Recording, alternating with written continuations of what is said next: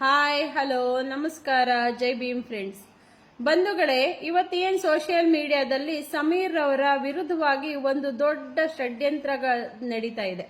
ಏನ್ ಆ ಷಡ್ಯಂತ್ರ ಅಂದ್ರೆ ಜಾತಿಗಳ ಮಧ್ಯೆ ಧರ್ಮಗಳ ಮಧ್ಯೆ ಇದಕ್ಕೂ ಕೂಡ ಧರ್ಮದ ಪಟ್ಟವನ್ನ ಕಟ್ತಾ ಇದ್ದಾರೆ.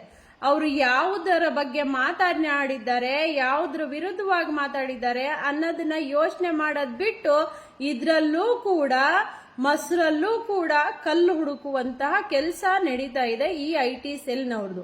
ದಯವಿಟ್ಟು ಸೋಷಿಯಲ್ ಮೀಡಿಯಾದ ಪವರ್ ಏನು ಅಂತ ಹೇಳಿ ಇವಾಗ ಎಲ್ಲ ನನ್ನ ಸೋಷಿಯಲ್ ಮೀಡಿಯಾದ ಮಿತ್ರರು ಇವಾಗ ತೋರಿಸ್ಬೇಕಾಗಿದೆ.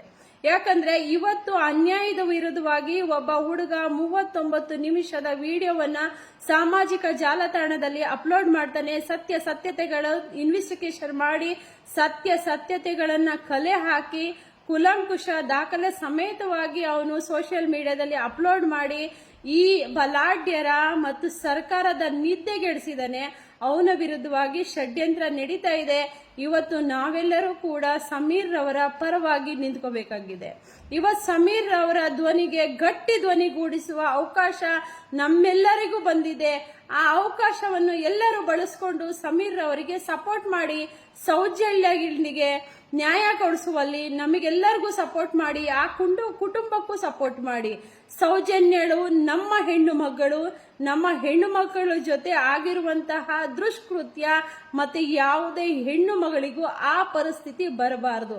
ಇವತ್ತು ಸೋಷಿಯಲ್ ಮೀಡಿಯಾದಲ್ಲಿ ಅದಕ್ಕೆ ಜಾತಿಗಳ ಪಟ್ಟವನ್ನ ಕಟ್ಟಲಿಕ್ಕೆ ಈ IT ಸೆಲ್ಗಳು ಕೆಲಸ ಮಾಡ್ತಾ ಇದೆ. ಇದ್ರ ವಿರುದ್ಧವಾಗಿ ನಾವೆಲ್ಲರೂ ಕೂಡ ಹೋರಾಡಬೇಕಾಗುತ್ತೆ. ಇವತ್ತು ಹೋರಾಡಿಲ್ಲ ಅಂದ್ರೆ ಮುಂದೊಂದು ದಿನದಲ್ಲಿ ಯಾರೂ ಕೂಡ ಅನ್ಯಾಯದ ವಿರುದ್ಧವಾಗಿ ನ್ಯಾಯದ ಪರವಾಗಿ ಬಿಟ್ಟು ಹಾಗಾಗಿ ಬಿಡದ್ ಬೇಡ. ನಮ್ಮ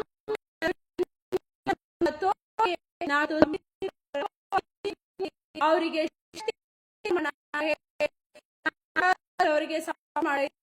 ಇವೆಲ್ಲರೂ